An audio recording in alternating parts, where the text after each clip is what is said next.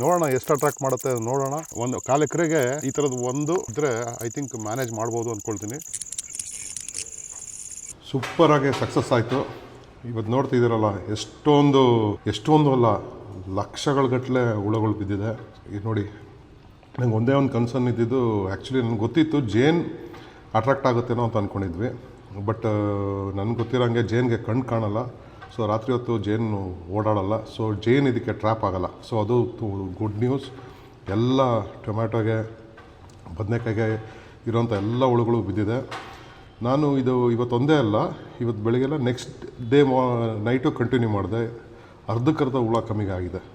ತುಂಬ ಎಫೆಕ್ಟಿವ್ ಆಗಿದೆ. ನನ್ನ 1/4 ಎಕರೆ ಅಂತ ಹೇಳಿದೆ, ಇದು 1/4 ಎಕರೆಗಿಂತ ಜಾಸ್ತಿ. ಅಂದರೆ 1 ಎಕರೆಗೆ ಪ್ರಾಬಬ್ಲಿ ಒಂದಿದ್ರೆ ಸಾಕು.